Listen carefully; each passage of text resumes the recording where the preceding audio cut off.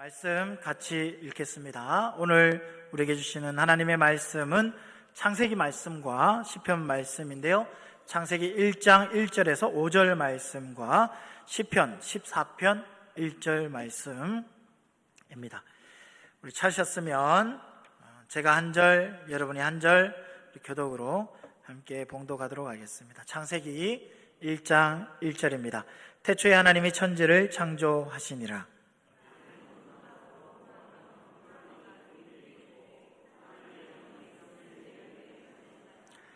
하나님이 이르시되 빛이 있으라 하시니 빛이 있었고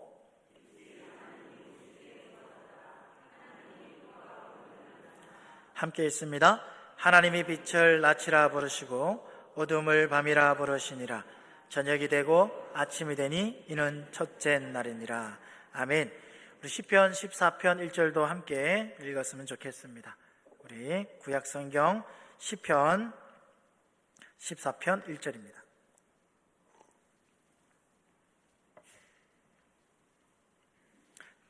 시편 14편 1절 다 같이 한 목소리로 함께 읽었으면 좋겠습니다. 시작. 어리석은 자는 그의 마음에 이르기를 하나님이 없다 하는도다. 그들은 부패하고 그 행실이 가증하니 선을 행하는 자가 없도다. 아멘. 할렐루야. 오늘 주일 예배에 오신 우리 성도님들을 환영하고 축복합니다. 우리 옆에 계신 분과 함께 인사했으면 좋겠는데요. 이렇게 한번 인사해 봅시다. 감고미사축합니다. 역시 이쪽은 조용하신데 이쪽은 그래도 좀 따라 하시네요. 우리 목자들이 많은 우리 성가대 쪽에 제가 이제 계속해서 우리 교회 와서 하고 있는 인사법인데, 감사합니다, 고맙습니다, 미안합니다, 사랑합니다, 축복합니다, 줄여서 감고미사축 이렇게 부릅니다. 다시 한 번 더 이걸 다 풀네임으로 할 수 없으니 좀 짧게 해서 한번 다 같이 옆에 있는 분과 다시 한 번 더 인사했으면 좋겠습니다. 감고미사축합니다. 재밌죠? 그리고 하나님께 고백해 봅시다. 눈으로 예배하겠습니다. 눈으로 예배하겠습니다. 우리가 이렇게 예배에 매주일 하나님 앞에 예배 드리기 전에 우리는 믿음의 선포를 하며 나아갑니다. 우리 큰 소리로 오늘도 예배 시작 전에 함께 선포하며 시작했죠? 무엇을 선포했습니까? 주기도민인가요? 사도신경을 했죠. 제가 1부 때 주기도민인가요? 했더니 목사님 사도신경하고 주기도문하고 헷갈려가지고 막 이렇게 했는데 여기 원고에 있습니다. 주기도문이 아니고 사도신경을 우리가 선포했죠. 뭐라고 선포했습니까? 처음 전능하사 천지를 만드신 하나님 아버지를 내가 믿사오며. 여러분, 이 고백을 우리가 힘있게 함께 고백했습니다. 그런데 우리 이 고백이 기독교 신앙의 뼈대이기도 하고 무너지지 않는 기초입니다. 창조주 하나님을 믿음으로 선포하고 그 믿음 위에 우리의 신앙을 쌓아가는 것. 그런데 참 이상한 것은요, 교회 문을 나서서 월요일부터 토요일까지 세상 속에 살아가다 보면 우리는 이 위대한 창조 신앙이 있음에도 불구하고 삶의 현장에서 너무나 쉽게 우리의 신앙이 무너진다는 것을 확인하게 됩니다. 아닌 것 같죠? 우리가 창조주 하나님을 믿습니다 라고 믿음을 선포한, 고백하고 이 땅에 살아가지만 우리가 살아가는 그 환경 속에서 나도 모르게 그 신앙이 무너진 모습들을 발견할 때가 있다라는 거죠.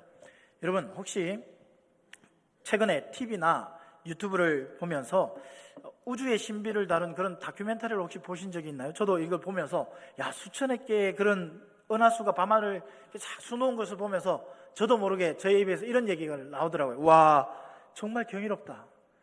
정말 아름답다. 우리는 여기서 하나 더 나가야 되죠. 뭐가 나가야 됩니까? 하나님이 창조하신 이 은하가, 이 우주가 이렇게 아름답다니, 하나님 정말 최고입니다. 이런 고백이 있어야 돼요. 우리에게 그렇게 고백이 있어야 되죠. 그런데 세상 사람들은요, 그런 고백이 없습니다. 그냥 와, 경이로운, 그리고 아름답다로 끝납니다. 그리고 더 안타까운 것은요, 영상의 내레이션이 뭐라고 이렇게 자막으로 이렇게 쫙 깔리냐면, 이 모든 아름다운 우주와 생명은 수십억 년이라는 장구한 시간 동안 물질과 세포들이 우연히 결합하고 진화하여 만들어낸 최고의 기적입니다. 이렇게 얘기해요. 여러분, 참으로 매끄럽고 세련된 설명이라고 생각할 수 있습니다. 그런데 정말 우연히 우주가 만들어졌나요? 정말 우연히 정말 오랜 시간 동안 서로 부딪히고 서로 마찰을 통해서 그런 아름다운 빛을 내는 빛이 생기고 별들이 생기고 달이 생기고 은하의 수많은 별들이 생기게 되었습니까? 정말 우연일까요? 여러분, 오늘 우리가 발을 딛고 살아가는 현대사회는 눈에 보이지 않는 영적인 세계, 즉 하나님의 존재와 통치를 철저하게 지워버리려고 해요. 없는 것처럼 무시하며 살기를 원합니다. 세상은 과학과 이성 그리고 세련된 문화와 교양의 이름으로 우리를 끊임없이 이렇게 속삭입니다. 눈에 보이고 과학적으로 증명되어지는 이 자연과 물질만이 전부라고 우리한테 가르쳐줘요. 신은 인간이 과학을 모르던 시절에 그냥 두려워서 만들어낸 그냥 상상일 뿐이라고 얘기합니다. 맞습니까? 아니죠. 여러분, 이게 어느 정도 어리석은 이야기냐면, 여러분 지금 다 핸드폰을 가지고 계시죠? 제 핸드폰은 그렇게 최신 폰은 아니지만 그래도 이 핸드폰을 보면 참 대단하다는 생각이 듭니다. 몇 년 전만 해도 이런 핸드폰이 우리 손에 있을 거란 생각조차 상상을 안 했던 시절이잖아요. 서로 연락하려면 뛰어가야 하고 편지를 써야 하고 그리고 엄청나게 큰 전화기를 들고 통화를 몇 번 했지 문자를 보낸다는 걸 상상을 못했던 그런 시절이 있었지 않습니까? 근데 여러분, 이 스마트폰을 보면서 이렇게 얘기하는 겁니다. 이야, 번개가 정말 모래밭에 꽝 내려가지고 모래가 유리로 바뀌었네? 어느 정도 시간이 지나다 보니까 금속들이 서로 하나가 되어서 이런 본체를 만들었네? 정말 수억 년이 지나고 나니까 저절로 우연히 이 운영체계가 설치되어서 이런 스마트폰이 되었구나, 이렇게 생각하는 사람이 여기 누가 있습니까? 아무도 그렇게 생각하지 않잖아요. 누군가 정말 아주 똑똑한 기술자들이 모여서 정교한 계획과 목적을 가지고 이 기계를 설계하고 만들었다고 믿는 것이 상식이잖아요. 이거 누구나 부정할 수 없습니다. 그렇게 만들어졌거든요.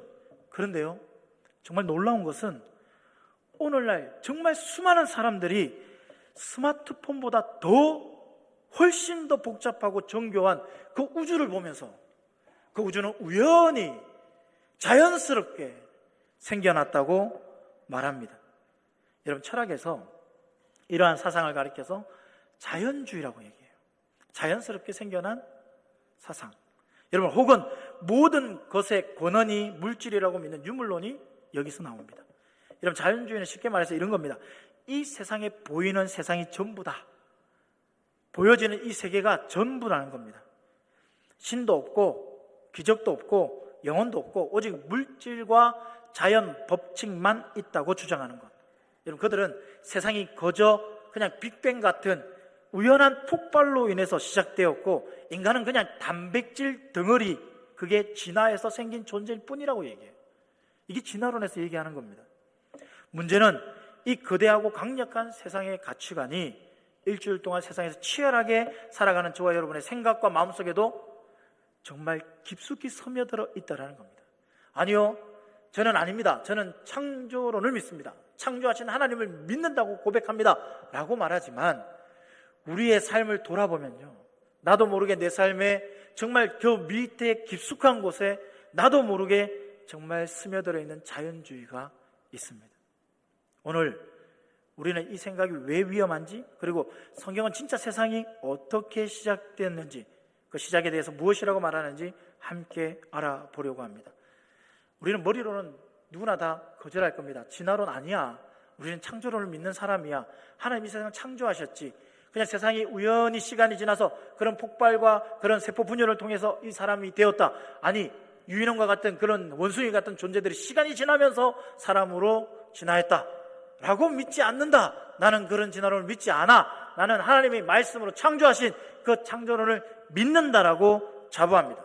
그러나 여러분, 실상 여러분의 삶에 위기가 찾아오면 어떻습니까?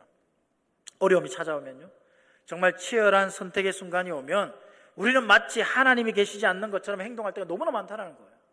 하나님이 이 세상을 창조하신 그 전지전능하신 하나님이심을 믿는 하나님의 사람임에도 불구하고 세상에 믿지 않는 자연주의에 속해 있는 사람들이 하듯이 동일하게 우리도 그들과 같이 하나님을 밀어내고 있을 때가 더 많습니다.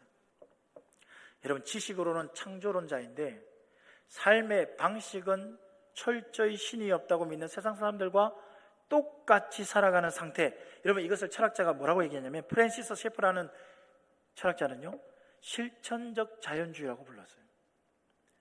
여러분, 우리가 우리 삶을 한번 돌아보십시오. 우리 삶에는 실천적 자연주의가 없습니까? 여러분, 몸이 몹시 아프고 힘들면 어디를 가십니까? 병원에 가죠. 하나님 믿는 사람이 병원에 가면 잘못된 겁니까? 이렇게 말하더라고요. 기도하면 되지. 아프면 기도하면 되는데 왜 병원에 가? 라고 말하는 분이 있더라고요. 그건 또 잘못됐습니다. 여러분, 우리가 몸이 아프면 병원에 가는 것이 맞습니다. 병원에 가서 의사의 진단을 받고 처방을 받고 처방전을 통해서 우리가 치료받는 것, 여러분, 이건 당연한 거예요.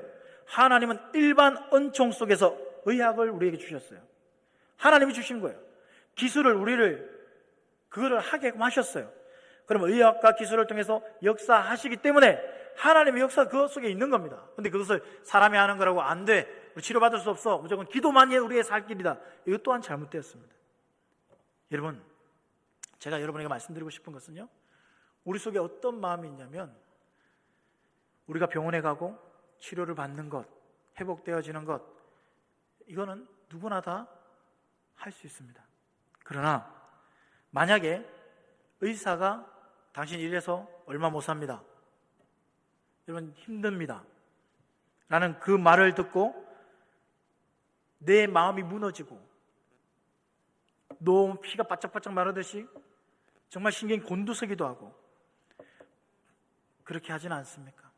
여러분, 그의 의사의 손길을 주관하시고 생사화복을 지고 계신 창조주 하나님 앞에 우리는 무릎 꿇고 기도하는 것이 생략되어진다면요, 그 의사의 말만 의존하고 그 의사가 치료하는 방향만 바라보고 기도하지 않는 사람은요,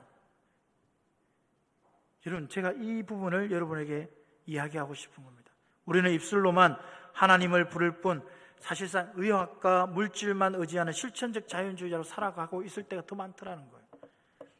사업의 위기가 오고 통장 잔고가 바닥이 드러날 때, 혹은 여러분, 우리 자녀의 앞길이 내가 생각하는 대로 안 되어졌을 때, 내 뜻대로 풀리지 않을 때, 우리의 기반이 흔들리지 않습니까? 우리는 그때 어디를 바라봅니까?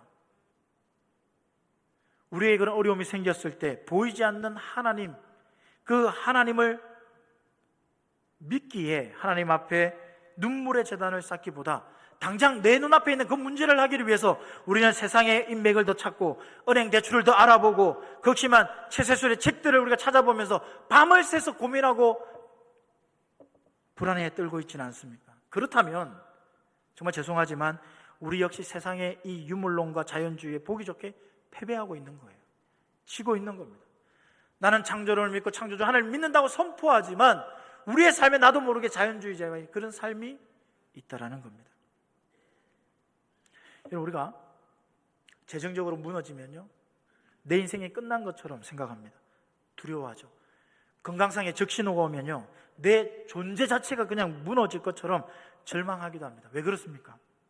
내 삶을 붙들고 계시는 분이 눈에 보이지 않는 하나님이라는 그 믿음이 있음에도 불구하고, 내 삶을 주관하시는 분이 하나님이시라는 것을 믿고 있음에도 불구하고 우리 눈에 보이는 그 물질과 환경이 우리가 믿는 하나님보다 더 먼저 앞서기 때문에 그래요. 그런 연약함이 우리에게 있지 않습니까? 입술로는 천지를 지으신 하나님을 창조주라고 부르지만 내 삶에 실제로 위로하고 안전하게 만드는 진짜 주인은 통장의 잔고와 세상의 안정감일 때가 더 많지 않습니까? 여러분, 이것이 바로 오늘 현대 그리스도인들이 앓고 있는 가장 치명적인 영적인 병입니다. 오늘 성경은 바로 이 점에 대해서 하나님이 없다고 믿는 세상의 생각이 얼마나 비참하고 어리석은지 그 실상을 거침없이 우리에게 폭로하고 있습니다. 여러분, 이 영적 질병의 뿌리는 무엇일까요? 무엇에 뿌리 잡고 있을까요? 그 실상을 하나님은 뭐라고 말씀하시는지 오늘 시편 14편 1편을 한번 보십시오. 14편 1절에 어리석은 자는 그의 마음에 이르기를 하나님이 없다 하도다. 그들은 부패하고 그 행실이 가정하니 선을 행하는 자가 없도다. 하나님이 없다. 누가 그렇게 말한다고요? 어리석은 자들. 여러분, 성경은 하나님이 없다, 물질이 전부다 라고 말하는 현대의 그런 자연주의자들과 무신자들을 그렇게 뭐라고 얘기하면 세련된 지성인이다 라고 얘기하지 않아요. 그냥 진보된 과학자라고 그를 지켜 세워주지도 않습니다. 성경은 정확하게 단호하게 뭐라고 얘기하냐면 어리석은 자라고 얘기해요. 근데 여기 어리석다는 것은 그냥 지능지수가 낮거나 세상 학문과 학벌이 부족하다는 뜻이 아닙니다. 도덕적이고 영적인 판단력이 마비된 것을 얘기하고 있어요. 눈앞에 뻔히 보이는 창조주의 솜씨를 보고서도 모른 척하는 겁니다. 주인은 없어, 이건 다 저절로 생긴 거야. 정말 그것을 우기는 태도가 바로 성경이 말하는 어리석은 마비된 상태, 영적인 소경의 상태를 얘기하는 겁니다. 여러분, 학위 몇 개를 가지고 있던 박사나 아니 우주를 연구하는 천재과학자들이 마음에 뭐라고 얘기하는지 아세요? 하나님은 없다 선언하는 진짜 이유가 뭘까요?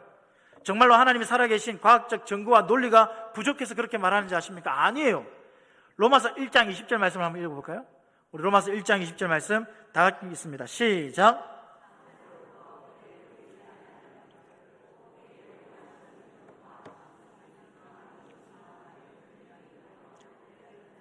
그러므로 그들이 핑계하지 못할지니라. 네, 성경은 하나님의 영원하신 능력과 신성이 눈에 보이지는 않지만 하나님이 만드신 그 세상을 통해서 나타난다라고 알려주신다고 분명히 기록합니다. 하나님이 만드신 이 세상을 보면 하나님을 알 수 있도록 하셨다는 뜻입니다.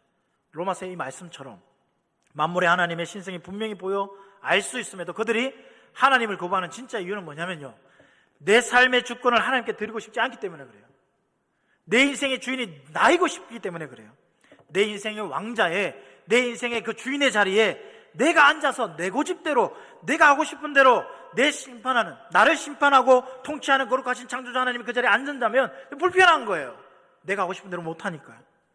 그래서 그들은 과학이라는 핑계를 대고 지성이라는 가면을 쓰고 고의로 하나님을 마음에 두기 싫어 밀어내는 거예요. 그것이 바로 자연주의의 정체입니다.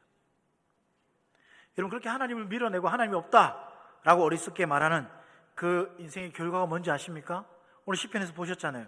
그들은 부패하고 그 행실이 가정하니 선을 행하는 자가 없다. 여러분, 자연주의 세계관이 왜 위험한지 아십니까? 우리가 두 가지를 한번 생각해 볼 텐데, 첫 번째는 이겁니다. 자연주의 세계관이 위험한 이유는요, 삶의 목적과 가치를 파괴시키기 때문에 그래요. 자연주의에 따르면 여러분은 그냥 그저 운 좋게 진화된 그냥 고등포유류일 뿐이에요. 시간이 지나면서 진화되어져 왔으니까. 우연히 태어났으니 삶의 목적도 없는 거예요. 그냥 잘 살면 된다. 그냥 살아남아서 유전자를 남기고 그냥 죽으면 끝인 거예요. 죽음 이후의 세계도 없고 영혼도 없고 심판도 없습니다. 이렇게 되면 그 인생은 허무해지게 돼요.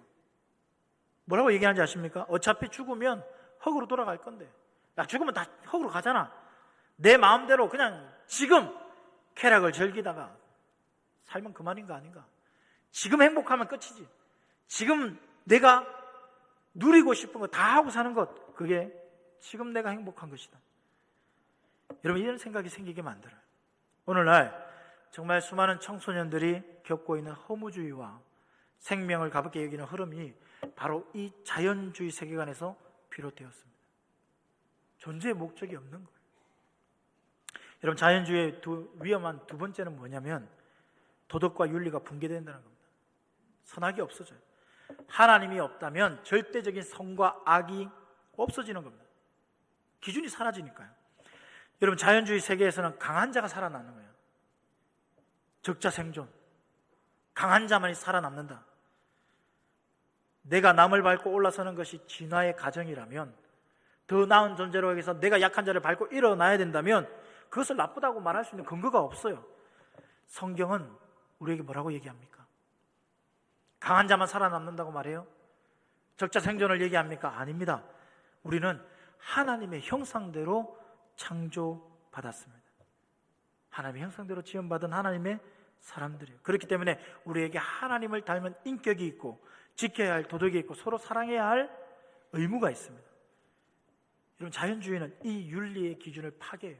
성곽을 그냥 없애버려요. 자연주의의 정체를 알고 성경적 세계관을 바로 가지는 저와 여러분 되기를 주님의 이름으로 축복합니다.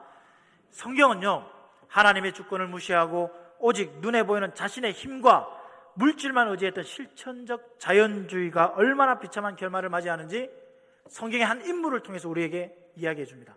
그 인물이 누구냐면 바로 바벨론 제국의 느부갓네살 왕입니다.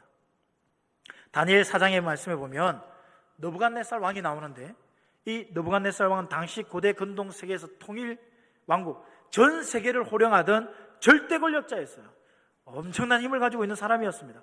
그가 다스리던 이 바벨론은요, 인류 역사상 가장 화려한 도성이라고 치셨습니다. 성벽의 두께만 해도 수십 미터가 되었어요. 세계 7대 불가 사이로 불려졌던 공중정원이 그 성의 한가운데 웅장하게 솟아 있었습니다. 그 정도로 대단한 나라의 왕이었어요. 그야말로 눈에 보이는 물질과 군사력, 문명의 정점을 찍은 나라의 왕이 바로 느부갓네살 왕이었어요. 어느 날 여러분, 느부갓네살 왕이 그 화려한 왕궁의 그 지붕을 이렇게 한가하게 거닐고 있었습니다. 그러니까 바라보니까, 야, 발 아래 펼쳐진 저기 거대하고 번쩍이는 도성을 바라보니까 어떤 마음이 들겠어요? 저 깊숙이 저 마음 깊은 곳에서부터 이렇게 스물스물 교만이 올라온 거예요. 야, 이 화려한 도시, 이런 나라를 누가 통치하고 있는가? 그게 바로 나라는 겁니다. 그는 하늘의 하나님을 지워버린 채 눈앞에 그 펼쳐진 성벽을 바라보면서 이렇게 외칩니다. 다니엘 4장 30절 말씀, 우리 다 같이 한번 읽어볼까요? 다니엘서 4장 30절 같이 읽습니다. 시작.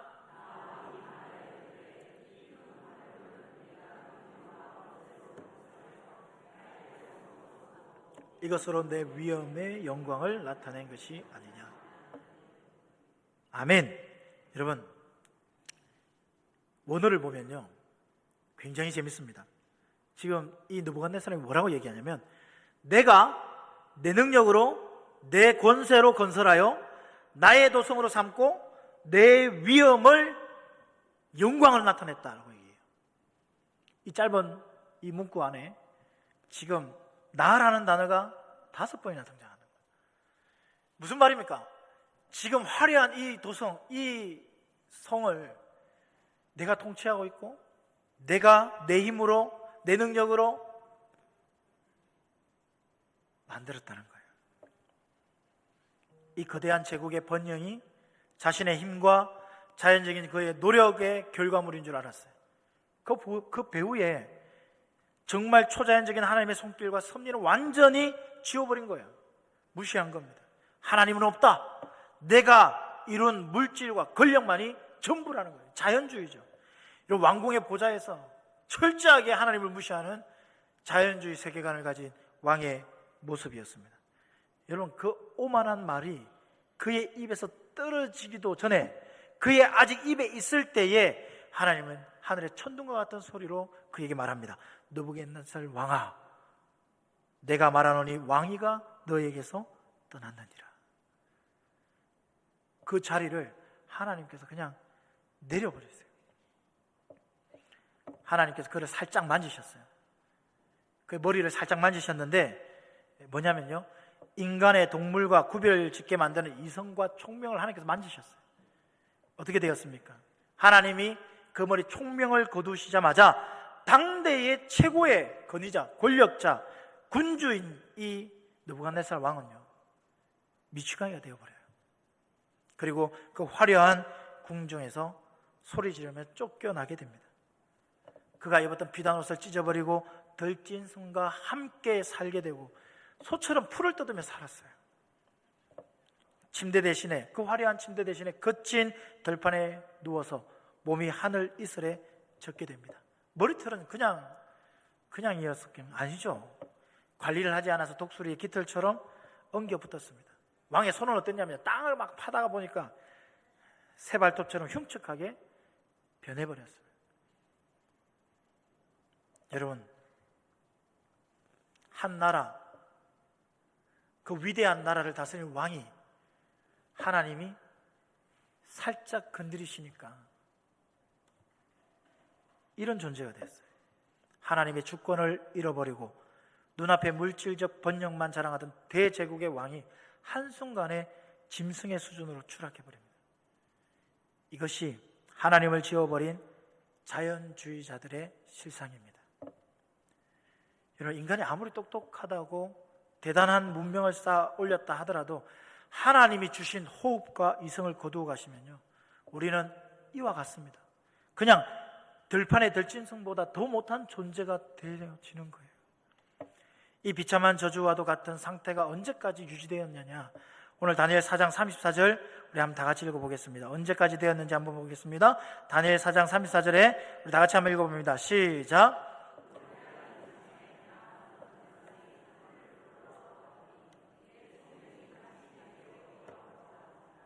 이에 내가 거룩히 높으신 이에게 감사하며 영생하시는 이를 찬양하고 경배하였나니 그 권세는 영원한 권세요 그 나라는 대대에 이르리로다.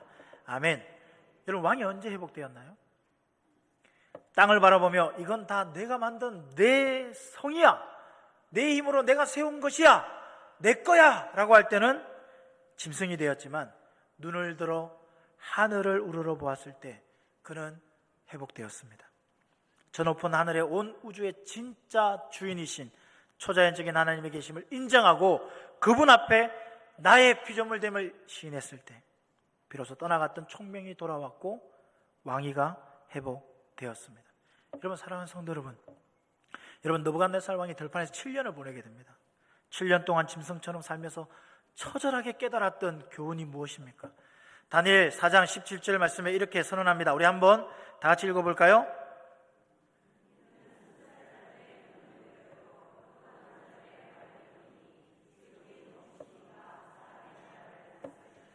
자기의 뜻대로 그것을 누구에게든지 주시며. 아멘.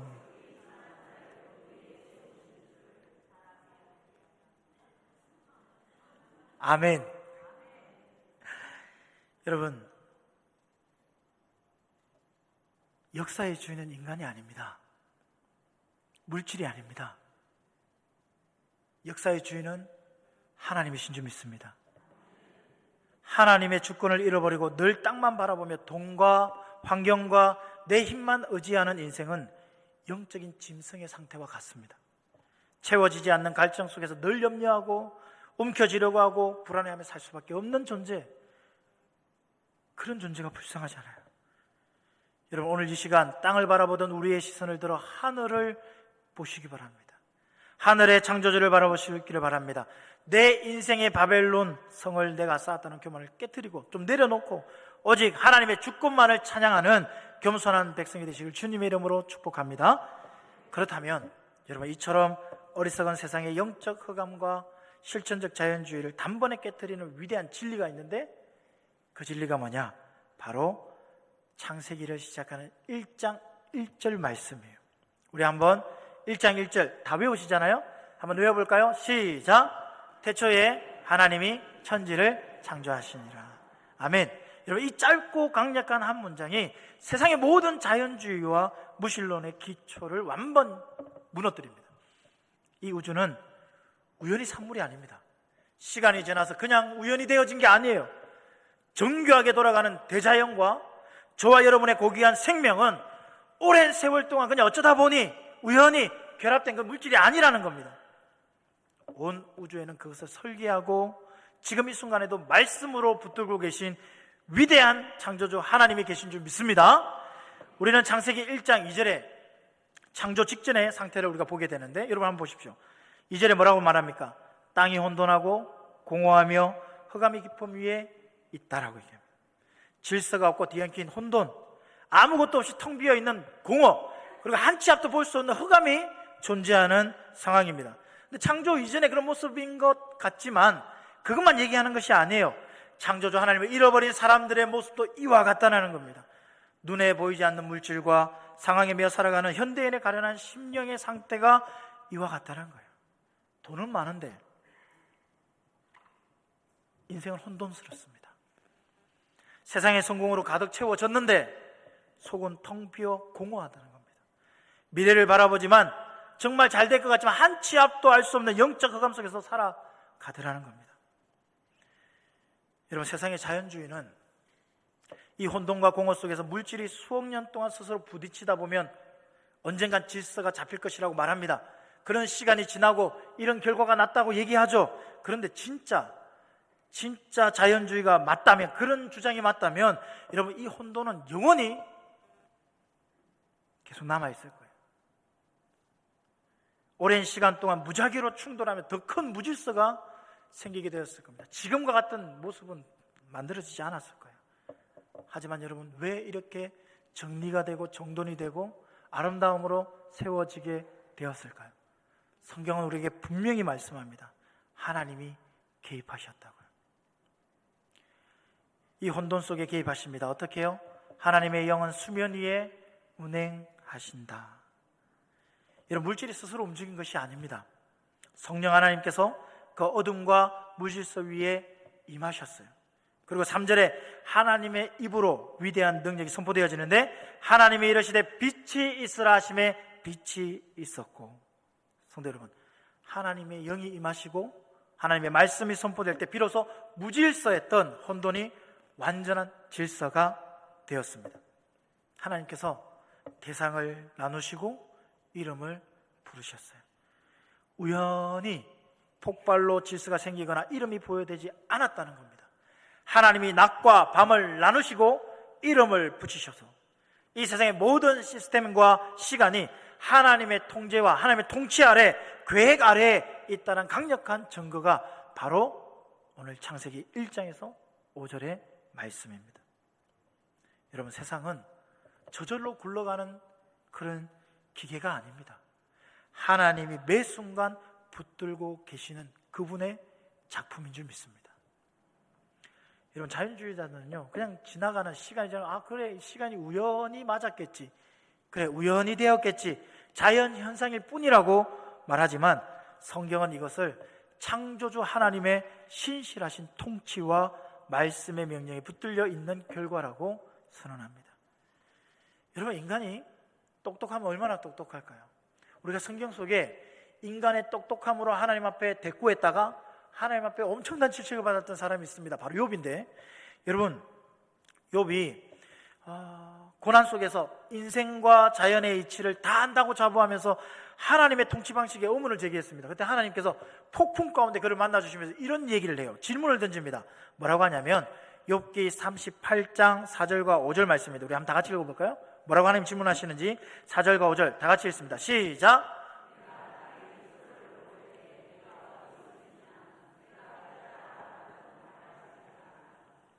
누가 그것의 도량법을 정하였는지, 누가 그 줄을 띄웠는지 내가 아느냐. 하나님 우주의 설계를 이렇게 욥에게 쫙 펼치시면서 교만한 인간을 향해서 엄중하게 이렇게 물으시는 거예요. 얘야, 내가 이 거대한 지구의 기초를 놓을 때, 바다의 경계를 정할 때 너는 도대체 어디서 뭐 했냐? 라고 묻는 거예요. 내가 우주의 크기를 자로 재어서 정하기라도 했네? 아니라는 거예요. 근데 이 질문 여기서 끝이 아닙니다. 계속해서 물으세요. 바닷물 밑에서 터져나올 때 물기를 내는 문을, 그것을 가둔 자가 누구냐고 또 물으시는 거예요. 여러분, 내가 태어나서 단 한 번이라도 아침에 명령해서 동이 트게 한 적이 있느냐? 밤하늘에 북두칠성과 삼성과 묘성을 묶고 이끄는 자가 너의 힘이냐? 얼음은 누구의 태에서 났고 공중의 이슬은 누가 낳았느냐? 계속해서 물으세요. 하나님의 이 위험 가득한 질문 앞에 당대 최고의 지혜자라고 했던 욥은 한마디도 못했어요. 사랑하는 성도 여러분, 이것이 바로 인간 지성의 한계예요. 우리가 다 아는 것 같지만 아니라는 겁니다. 여러분, 얼마나 인간이 우월하다고 생각하냐면, 우리가 문명이 발전하면서 인공지능을 자랑하고 AI 기술 칭송해도 우리 인류는 정말 연약한 것이 뭐냐면 단 한 조각의 햇빛도 스스로 만들어내지 못합니다. 단 1초의 나약한, 우리가 그 1초의 생명도 무에서 유로 창조해내지 못하는 정말 연약한 존재예요. 세상의 자연주의 과학은 뭐라고 얘기합니까? 눈앞에 보이는 자연현상과 법칙이 어떻게 작동하는지 아주 조금 관찰해 설명할 수 있을지 모릅니다. 근데 그게 다라고 생각해요. 뭐 물은 100도에 끓는다, 알 수 있죠. 찾을 수 있습니다. 중력은 얼마의 힘으로 당긴다는 법칙을 찾아낼 수 있어요. 그런데 자연주의는 결정적인 질문을 못해요. 그 법칙을 누가 왜 만들었는지, 이 온 우주와 우리의 생명이 왜 존재하는지에 대한 원인과 목적은 답을 하지 못하는 겁니다. 왜 그렇습니까? 그것은 오직 창조주 하나님만이 지고 계신 열쇠이기 때문에 그래요. 알 수 없습니다. 여러분, 욥이 그 웅장한 창조주 하나님의 질문 앞에 완전히 압도당하면서 뭐라고 고백하는 줄 아십니까? 내가 깨닫지도 못한 일을 말하였고 스스로 알 수도 없고 헤아리기도 어려운 일을 말하였나이다. 무슨 말입니까? 하나님 잘못했습니다. 제가 안다고 생각했지만 아는 게 아니었습니다. 하나님만이 전지전능하신 창조주 하나님입니다. 여러분, 우리도 이런 교만이 우리 속에 있지는 않습니까? 우리는 눈에 보이는 이 거대한 정말 치열하게 사는 물질 세계 그 속에 살아가지만 동시에 우리의 눈에 보이지 않는 영원한 창조주 하나님의 통치 속에 살아가는 하나님 나라의 거룩한 백성인 줄 믿습니다. 교양과 지성의 탈을 쓰고 찾아와서 신을 지워버리는 세상의 자연주의 사상 속에 우리가 녹아서 우리의 영적인 눈이 감아버리는 그런 어리석은 사람들이 되지 않았으면 좋겠어요. 우리의 입으로 정말 고백하는 창조신앙이 정말 이 주일 예배당에서만 그냥 머물러서 그냥 여기만 있는 것이 아니라 정말 다가오는 월요일부터 우리가 살아가는 그 삶의 터전 그곳에서도 이 고백이 계속되었으면 좋겠어요. 그래서 고민을 해봤거든요. 어떻게 하면 우리가 그런 고백이 있는 삶을 살아갈 수 있을까? 두 가지를 한번 했으면 좋겠어요. 첫 번째는 우리가 살아가는 월요일부터 그 삶 속에 우리의 영적 안목을 완전히 바꿨으면 좋겠어요. 우리가 원래 보던 월요일날 힘들게 그 차를 타고 출근하는 그 길에 그냥 자연주의 눈으로 보는 게 아니라 창조의 눈으로 좀 창밖을 봤으면 좋겠습니다. 그 하늘을 볼 때에, 그 나무를 볼 때에, 지저귀는 새들을 그 소리를 들을 때에 그냥 공기고 그냥 나무고 그냥 나에게 주어진 그냥 그림이구나, 이렇게 보던 시선에서 온 우주를 경영하시며 나를 사랑하시는 하나님의 웅장한 손길로 좀 바라봤으면 좋겠어요. 나에게 일할 수 있는 또 건강을 주시고 또 매달 생계를 이어갈 수 있는 직장을 주시고 매 순간 숨쉬게 하시는 일상의 모든 과정이 그냥 생물학적 현상이 아니라 하나님의 신실하신 공급하심과 주권 속에 있음을 인정할 수 있는 눈을 우리가 열었으면 좋겠어요. 이게 자녀를 바라볼 때 이렇게 바라봤으면 좋겠습니다. 자연주의 세계관은 자녀를 그저 세상의 생존 경쟁에서 살아남아야 하는 적자 생존의 개체로 그냥 보게 만들어요. 그래서 우리는 자녀를 볼 때 하나 더 공부하고 하나 더 외우고 하나 더 해라, 뭔가 좀 더 이렇게 부족한 걸 채우기 위해서, 다른 사람과 비교해서 좀 더 살아남기 위해서 이런 거 좀 해가지고 좀 더 행복한 인생을 살았으면 좋겠다. 그래서 자녀를 보지 않습니까? 그래서 조금 더 하라고 얘기합니다. 남들보다 뒤처질까 봐 들볶는 거죠. 그러나 창조의 눈으로 보면요, 여러분에게 주신 그 자녀는 하나님의 신묘막측한 설계 속에 태어난 가치 있는 영적 존재라는 겁니다. 최고의 걸작품이라는 거예요. 그 걸작품 하나님이 여러분에게 주셨습니다. 이번 한 주간 삶의 모든 순간마다 만물의 주인이신 창조주 하나님을 의식하며 그분을 찬양하는 실제적인 예배자로 서는 저와 여러분 되기를 주님의 이름으로 축복합니다. 자, 두 번째는 이렇게 했으면 좋겠어요. 실천적 청지기의 사명을 좀 가졌으면 좋겠어요.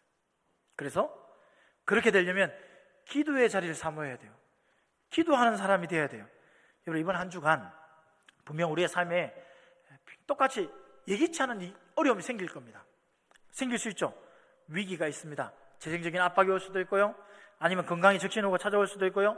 그때 여러분, 자녀들이 우리의 마음이 그 생각대로 이렇게 안 풀릴 수도 있습니다. 그럴 때에 세상 사람들과 똑같이 낭망하고 우리의 통장 잔고만 세고 있는 불안의 노예가 되지 않았으면 좋겠어요. 물질의 세계를 움직이시고 혼돈의 질서를 바꾸시는 초자연적인 하나님이 내 아버지심을 믿고 하나님 앞에 기도하는 자리를 사모하는 여러분이 되었으면 좋겠습니다. 그 문제를 그냥 자연주의적으로 보는 그런 눈을 들어서 문제를 다스리는 초자연적인 하나님을 바라봤으면 좋겠어요. 돈이 없으면 인생이 끝난 것이 아닙니다.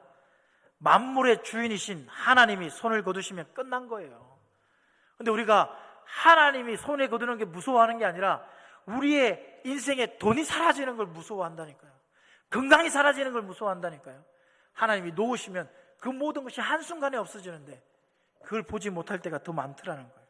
여러분, 하나님께서 나에게 맡겨주신 건강과 재물과 그리고 이 아름다운 자연 현상을 내 욕심대로 소비하고 낭비할 물질 덩어리로 보지 않았으면 좋겠어요. 이 돈은 내 힘으로 벌었으니 내 맘대로 쓴다 라는 이 생각은 철저한 자연주의에서 오는 거예요.